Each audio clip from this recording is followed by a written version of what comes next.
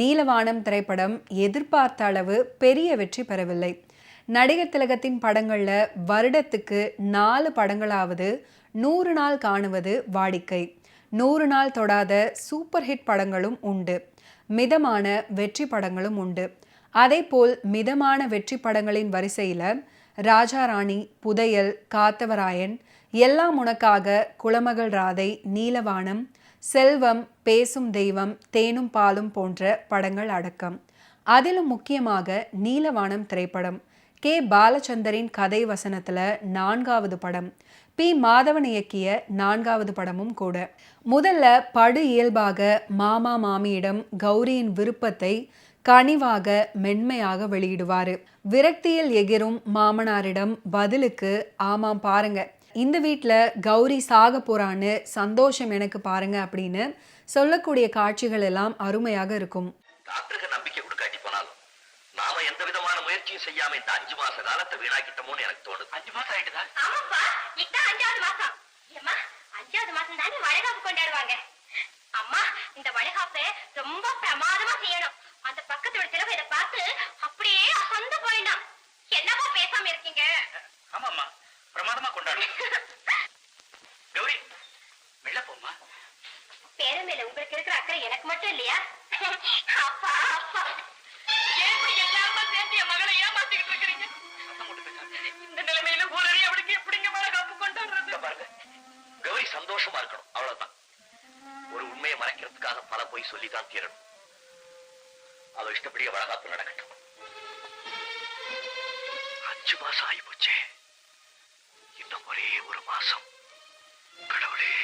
நாகேஷ் அவர்கள் மற்றும் வி.கே. ராமசாமி மற்றும் ஐ.எஸ்.ஆர். ஹரிகிருஷ்ணன் சம்பந்தப்பட்ட குரூர நகைச்சுவை. தன்னை திட்டமிட்டு மாட்டாமல் 6 மாதத்துக்குள் கொலை செய்ய நாகேஷிடம் சவால் விட்டு ஹரிகிருஷ்ணனை நடுவராக்கும் வி.கே.ஆர். இறுதி காட்சியில டென்ஷனுடன் தாடியுடன் வரும் ஹரிகிருஷ்ணன் மன்மத லீலை ஈஸ்வரையருக்கு முன்னோடி வெள்ளோட்டம். நீங்க நாளைக்கு ஒரு கட்டடமா கட்டிட்டு போறீங்களே, 5 வருஷம் கழிச்சா இடமே இருக்காது. அப்புறம் உங்க பிசினஸ் என்ன ஆகுறது? ஓஹோ, அதுல கவலை அவனுக்கு. நான் இப்ப கட்டிக்கிட்டு இருக்கிற கட்டடம் 5 வருஷத்துல பொலன்னு இடிஞ்சு விழுந்துடும். அதே இடத்துல திருப்பி கட்டடம் கட்டுறேன். ஐசி, ஒரு 8 மாடி கட்டடம் கட்டணும்னா என்ன செலவாகும்? அதுல படியெல்லாம் வைக்கணுமா? ஆமா, அப்புறம் தாவி தாவியா போவாங்க. சரி, 4 லட்சத்துல இருந்து 40,000 வரைக்கும். 4,000 கட்டி தர முடியுமா? 4,000 கட்டடமா உனக்கு சமாதியா? ஐ மீன் பில்டிங். யூ கட்டடம். கட்டடம். தென் நீ கட்டியா? நானா கட்டுவனே. ஓஹோன்னு கட்டியா? என்ன அங்க கட்டுவேன்? எங்க வேணாலும் கட்டுவேன். பெரிய ஆள் தான் நீ. அப்ப நம்ம கைவசம் ஒரு 5 வருஷம் இரு. இவனை போய் மாமாவை மடக்குன்னு சொன்னா மாமா இவனை மடக்கிறாரு. என்கிட்ட உனக்கு வேலை பார்க்க சம்மதமா? கொஞ்சம் இருங்க, எச்ச திப்பிட்டு வரேன். துப்பு வந்தியா? நேரம் என் மூஞ்சில துப்பு. உள்ள கூட்டிட்டு வந்தேன் பாரு. உத்தியோகம்னு வாயை திறக்கிறியா? பெரிய கலெக்டர் உத்தியோகமா? காலக்கரண்டி பிடிக்கிற உத்தியோகம் தானையா? என்னையா பெருசா நம்ம வாயில வச்சு பந்தோபஸ்து பண்ற? எச்சு தானையா? ஒன்னா முழுங்க ஒன்னா துப்பையா? அவரோட சண்டை போடியா? எப்படி சண்டை போடாது? நீ ஒரு பெரிய மனுஷனா அப்படின்னு அங்க கேளு. போய்யா போய்யா. இவன் சரியில்லை, நம்மள வராண்டாலே நிக்க வச்சிருவாங்க போல இருக்கு. நீ ஒரு பெரிய மனுஷனா? என்ன சொன்ன? நீ ஒரு பெரிய மனுஷனான்னு கேட்டேன். என்னடா உடம்பு உனக்கு எப்படி இருக்கு? எச்ச திப்பிட்டு வரேன். எத்தனை வாட்டியா துப்புவ? அப்படி என்னையா ஓடுது? இந்த மாமா நீ இழிச்சுவா என்ன செட்டியா? சும்மா துப்புறேன்னு வரிய. என்ன வாயா இல்ல பைப்பாயா? சுத்த ரோஷம் கிட்ட ஆளா இருக்கிற. உன்னை பார்த்து அடா கூடாங்கிற. உனக்கு வெக்கம் இல்ல, மானம் இல்ல, ரோஷம் இல்ல. இவ்வளவு பெரிய மனுஷன் நிக்கிறேன், உட்காரன்னு கூட சொல்லல. அப்பா நீ ஒரு திட்டம் தர்றேன், இங்க வந்துட்டு எங்கிட்ட வந்து திட்டத்தை வாங்கிட்டு போற. என்னென்னமோ பண்ற. கோவருதா? பெரிய ஏறுதா? அலே அப்படித்தான். கண்ணை இன்னும் கொஞ்சம் சுருக்கு, நல்லா சுருக்கு. இதே சுப்போட போ. இவன் தெரியல, கண்ணை சுருக்கி சுத்தா இருக மூடி தூங்கிறப்பா. ஓஹோ ஓடும் எண்ணங்களே. விஸ்வநாதன் மற்றும் சுசீலாவின் வித்தியாச தாள லயத்தில் அதிசய பாடல். இது கொடைக்கானலில் படமாக்கப்பட்டிருக்கும் அழகு. சிவாஜி அவர்கள் மற்றும் தேவிகா அவர்கள் ஜோடியின் மீது கண் பட்டுவிடும். அதிலும் ஒரு நுணுக்கம், வருஷந்தோறும் வசந்தம் தேடி வருவோம் இங்கே அப்படின்ற வரிகள் 2ஆம் முறை இசைக்கப்படும் போது அதன் விபரீதம் அறிந்த நடிகர் திலகத்தின் முகமாற்ற பாவம்.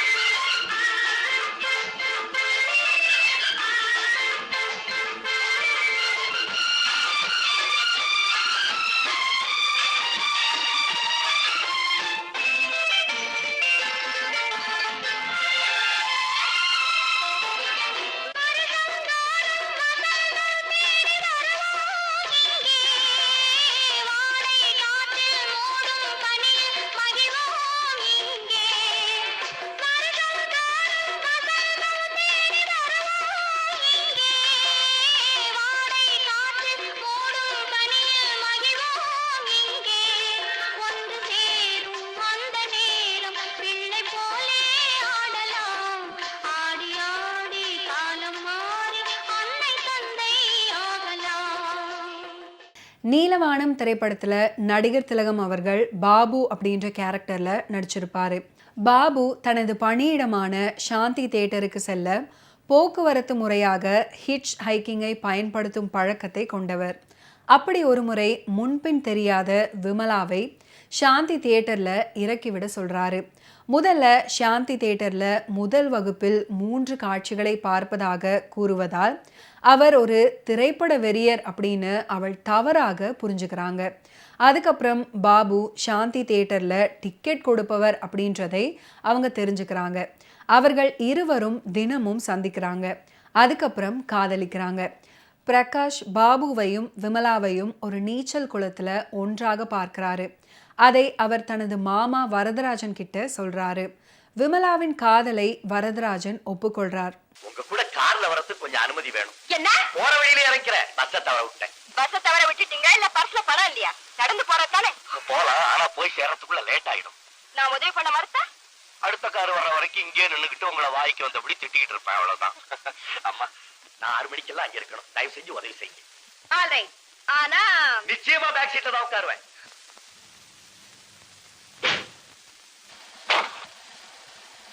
தினம் இப்படி ஓசில போடுறதுதான் பழக்கமா? வாரத்துல 6 நாள் ஓசியில தானுங்க. மீதி 6 நாள் பாக்கி 6 நாள் ஓசியில லிப்ட் கொடுக்கறவங்களுக்கு ரெஸ்ட் கொடுக்கணும்ல, அதுக்காக போனா போதுன்னு விட்டுறது. ஓசில போனாலும் ரொம்ப இதுவாதான் பேசுறீங்க மிஸ்டர். என் பேரு மிஸ்டர் இல்லைங்க, மிஸ்டர் பாபு. பிஏ. பிஏ பேருக்கு முன்னாலேயா இல்ல பின்னாலேயா? பின்னால தானுங்க. நம்ம பேரு என்னங்க? விமலா. ஓஹோ, நல்ல பேருங்க. உங்க ஃப்ரெண்ட்ஸ் எல்லாம் உங்களை விமலின்னு கூப்பிடுவாங்களா, விமலான்னு கூப்பிடுவாங்களா? அதை பத்தி உங்களுக்கு என்ன? இப்ப நீங்க எங்க போனோம்? சாந்தி தியேட்டருக்குங்க. ஓ, அடிக்கடி சினிமா பாக்குற பழக்கம் உண்டா? வாரத்துல 6 நாள் சினிமா பாப்பனுங்க. Daily 3 shows. எந்த படமா இருந்தாலும் என்ன ஃபர்ஸ்ட் கிளாஸ்ல பாத்துக்கலாம். அவ்வளவு சினிமா போயிடுச்சுமா? போங்க நீங்க. மிஸ்டர், தியேட்டர் வந்துருச்சுங்க. ரொம்ப தேங்க்ஸ். சிரமத்துக்கு மன்னிக்கணும். நம்பர் 6. நடந்து போலாமா இல்ல கார்ல போலாமா? நீங்களா? நானே தான். கேவலம் கார்ல வர்றதுக்காக இவ்வளவு பொய்யா? இல்லீங்களா, பொய் சொல்லிடுங்களே. நான் சாந்தி தியேட்டருக்கு வர்றேன்னு சொன்னேன். சாந்தி தியேட்டருக்கு தான் வந்திருக்கேன். ஃபர்ஸ்ட் கிளாஸ்ல தான் போவேன்னு சொன்னேன். ஃபர்ஸ்ட் கிளாஸ் கேட்ல தான் டிக்கெட் கிழிச்சிட்டு நிக்கிறேன். தினமும் 3 ஷோ பாப்பேன்னு சொன்னேன். தினமும் 3 ஷோ பார்த்து தான் தீரணும். அப்புறம் நான் கிராஜுவேட்னு சொன்னேன். அதுவும் உண்மைதான். வேற வேலை கிடைக்கிற வரைக்கும் இந்த வேலை பார்த்துக்கிட்டு இருக்கேன். என்ன செய்யறது, வயிறு இருக்குங்கள்ல. தம்பி, உங்க பேச்சை கேட்கறதுக்கா நாங்க டிக்கெட் வாங்கிருக்கோம். நீங்க உட்காரு. காகித ஆலை உரிமையாளரான சோமநாதன் தனது ஒரே மகள் கௌரிக்கு மாப்பிள்ளை தேடுமாறு ஷர்மாவிடம் கேட்கிறாரு. கௌரி ஒரு அப்பாவி பெண். விமலாவின் காரை தவறாக புரிந்து கொண்டு பாபு தனது காரை நெருங்கும் போது சாலையில் அவரை மீட் பண்றாங்க. அவரை அவரது வீட்டில் இறக்கிவிட்டு தனது பிறந்தநாள் விழாவுக்கு தன்னுடைய வீட்டுக்கு அழைக்கிறாங்க. மேலும் தனது தந்தையின் நிறுவனத்தில் அவருக்கு வேலை வாங்கி தருவதாக சொல்றாங்க. அங்கு கௌரி அவனை தன்னுடைய தந்தை சோமநாதனுக்கு அறிமுகப்படுத்துறாங்க. சோமநாதன் தான் தனது கல்வியை முடிக்க உதவியவர் அப்படின்னு பாபு கௌரி கிட்ட சொல்றாங்க. மற்ற விருந்தினர்கள் நெருங்கி வர சோமநாதன் மாடிக்கு செல்கிறான். கௌரியின் வைர நெக்லஸ் காணாமல் போனதை கௌரியின் தாய் கவனிக்கிறாங்க. சுற்றியுள்ளவர்கள் நெக்லஸை தேடுறாங்க. பாபு தனது கோட்டை இறுக்கமாக பிடித்திருப்பதை ஷர்மா கவனிக்கிறாரு. அதனால ஷர்மாவும் மற்றவர்களும் அவருடைய கோட்டை கழற்றி சட்டை அணியாததற்காக அவரை பார்த்து சிரிக்கிறாங்க. பாபுவை மோசமாக நடத்தியதற்காக சோமநாதன் மற்றவர்களை கடிந்து கொள்கிறார். சோமநாதனும் கௌரியும் பாபுவை அவரது வீட்டுக்கு சென்று சந்தித்து அவருக்கு நேர்ந்த கொடுமைக்கு மன்னிப்பு கேட்குறாங்க. மேலும் அவர்கள் தங்கள் ஆலையில் அவருக்கு ஒரு வேலையும் வழங்குறாங்க. அதை பாபு ஏற்றுக்கொள்கிறார்.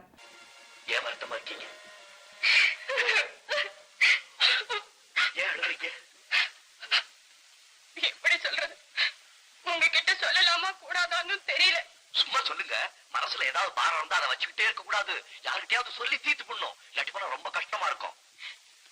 இந்த ஆண்களே இப்படித்தான் பெண் பார்க்க வர்றது, அப்புறம் காரணம் எதுவுமே சொல்லாமே எங்களுக்கு கல்யாணத்துக்கு இஷ்டம் இல்லைன்னு சொல்லி பெண்களை அவமானப்படுத்துறது. நாங்க அப்படி சொல்ல முடியுமா? கல்யாண பேச்சு முடிஞ்சு போச்சுங்களா? கவலைப்படாதீங்க, உங்களை கல்யாணம் பண்ணிக்கிறதுக்கு அந்த பிரகாஷ் கொடுத்து வைக்கல. நீங்க ரொம்ப புகழ்ந்து பேசுறீங்க. இல்லைங்க, அப்படிலாம் நான் பேச மாட்டேன், உண்மையாதான் சொல்றேன். உங்க அழகுக்கும் குணத்துக்கும் அவன் தான் கொடுத்து வைக்காதவன். நான் உங்களை ஒண்ணு கேட்கலாமா? கேளுங்க. தப்பா நினைச்சுக்க மாட்டீங்களே? நினைச்சுக்க மாட்டேங்க. அந்த கொடுத்து வச்சவரை நீங்க ஏன் இருக்க கூடாது? என்ன சொல்றீங்க? அதிகமா உங்ககிட்ட உரிமை கொண்டாடுற மாதிரி தெரியுதா? பிரகாஷ் கொடுத்து வைக்காதவன்னு நீங்க சொல்றது உண்மையா இருந்தா என்ன உங்களுக்கு பிடிச்சிருக்கணும் இல்லையா? இல்ல என்ன சமாதானப்படுத்துறதுக்காக நீங்க அப்படி சொல்லி இருந்தா நீங்க சொன்னது பொய்ன்னு தாராளமா போய் சொல்லிடுங்க. நான் அதுக்காக வருத்தப்பட மாட்டேன். இல்லைங்க, நீங்க போய் என்கிட்ட இது மாதிரி கேட்பீங்கன்னு. ஆமா, இத பத்தி கேட்க வேண்டியது எங்க அப்பா தான், அதுதான் முறை.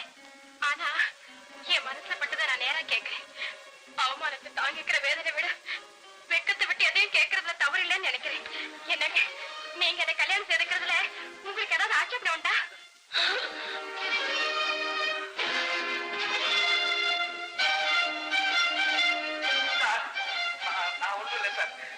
பொண்ணு அழுதுகிட்டு இருந்தது, நான் அழுதுகிட்டு இருந்தேன் சார். இல்ல சார், நான் ஃபைல், உங்க பொண்ணு வந்து ஃபைல உட்கார்ந்துகிட்டு இருந்தாங்க, இங்க நாம கேட்டேன் சார். நாங்க உத்தியோகத்தை வேணா ராஜாமா பண்ணிடுறீங்க.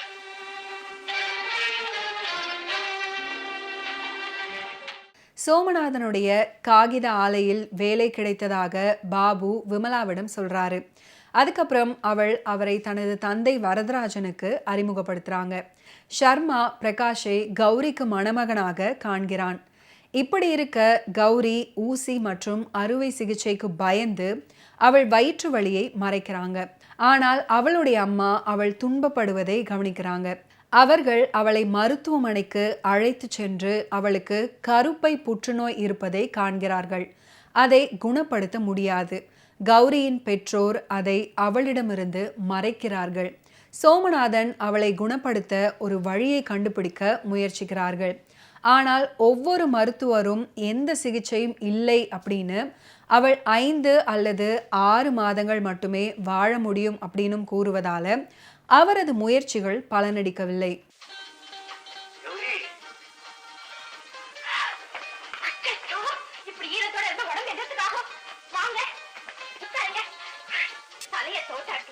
சளி பிடிக்கும், சளி பிடிச்சா ஜுரம் வரும், ஜுரம் வந்தா டாக்டர் வருவாரு, டாக்டர் வந்தா ஊசி போடணும்னு சொல்லுவாரு. என்னங்க டாக்டர் ஊசின்னா எனக்கு அவ்வளவு பயம். என்னத்தான் கிண்டல் பண்றீங்க? வாங்க.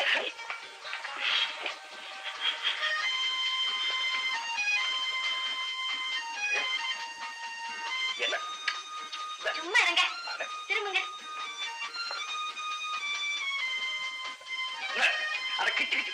என்ன நான் என்ன குழந்தையா? பின்ன நீங்க கிழவனா? ட்ரெஸ் கொடு, ட்ரெஸ் கொடு. வாங்க கொடுக்குறேன். நான் கொடுக்குற ட்ரெஸ் தான் நீங்க போட்டுக்கணும்.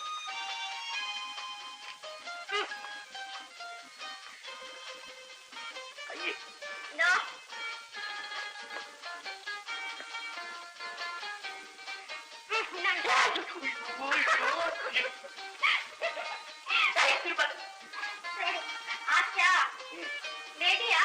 நேரம் பார்த்து சீக்கிரம் வாங்க.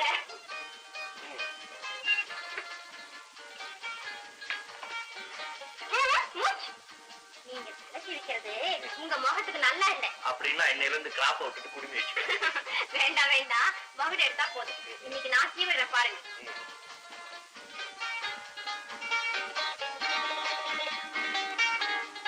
இப்ப பாத்தீங்களா எவ்வளவு அழகா இருக்கீங்கன்னு. இனிமே இதே மாதிரிதான் நீங்க சீவிக்கணும். பத்தினி கிழிச்ச கோட்டை தாண்ட மாட்டேன் நானு. பதிவிரதன். ஏமா என்ன எங்க கூட்டிட்டு போற? சினிமாவுக்கு. எந்த சினிமாவுக்கு? சாந்தி தியேட்டருக்கு.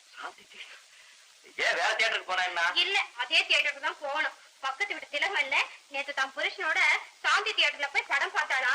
ரொம்ப பெருமையா சொல்லிக்கிறேன். அதே மாதிரி நீ உன் புருஷன் கூட சாந்தி தியேட்டருக்கு போய் படம் பார்த்தேன்னு நாளைக்கு அவகிட்ட சொல்லணும், அவ்வளவுதானே? ஆமா. ஆல்ரைட். இது பாருங்க, இன்னைக்கு கடையில வாங்கின பூவே உங்களுக்கு வைக்கிறேன். இன்னும் கொஞ்ச நாள பாருங்களேன். இப்படி வாங்க. பாத்தீங்களா, ரோஜா பூச்செடி வச்சிருக்கேன். சீக்கிரத்துல இதுல வளர பூவை எடுத்து உங்களுக்கு வைக்க போறேன். ஆமா, இது எப்ப வளர்றது, எப்ப ரோஸ் வர்றது, நீ எனக்கு எப்ப எடுத்து கொடுக்கறது? போற ஓட்டத்துல இன்னும் 4-5 மாசம் தானே? 4-5 மாசம்.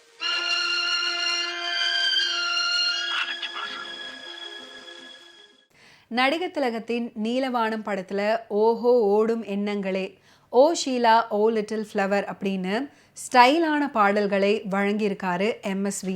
பல கதாபாத்திரங்களின் தனிப்பட்ட மன உணர்வுகளை சாருகேசி ராகத்துல மங்கள மங்கையும் மாப்பிள்ளையும் அப்படின்ற ஒரே பாடல்ல வெளிப்படுத்தும் மாயத்தை செய்திருக்காரு.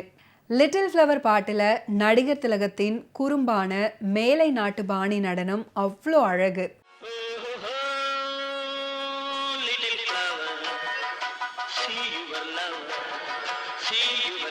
கண்ணில் பட்டு பட்டு சிக்கிக் கொண்டல்லாம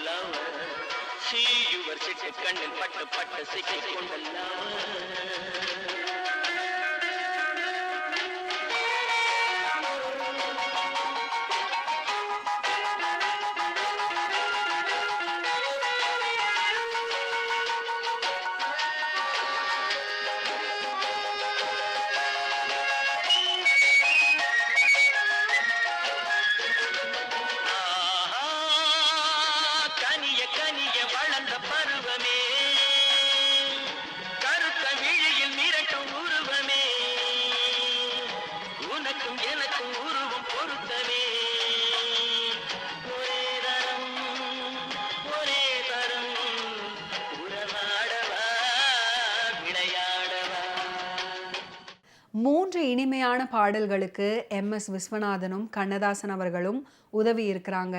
அதில் ஒரு பாடல் ஒரே தரம் உறவாடவா விளையாடவா. இந்த பாடலில் சிவாஜி அவர்களின் ஆரம்ப நடனம் ஓரளவு பார்க்கும்படி தான் இருக்கும். அதுக்கப்புறம் ராஜஸ்ரீ நடனம் ஆடியதும் இவர் ஆடுவது ஏதோ கிண்டல் செய்து நகைச்சுவையாய் ஆடுவது போல இருக்கும்.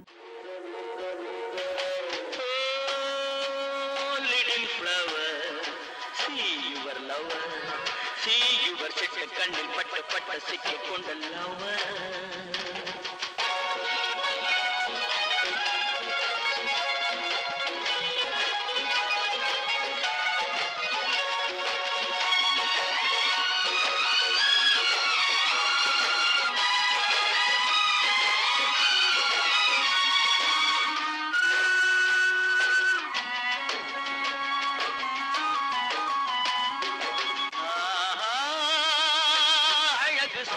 எடுத்து வடிக்கவா,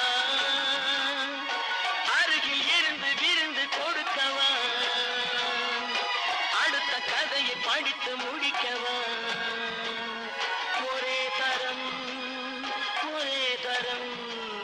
உறவாடவா விளையாடவா.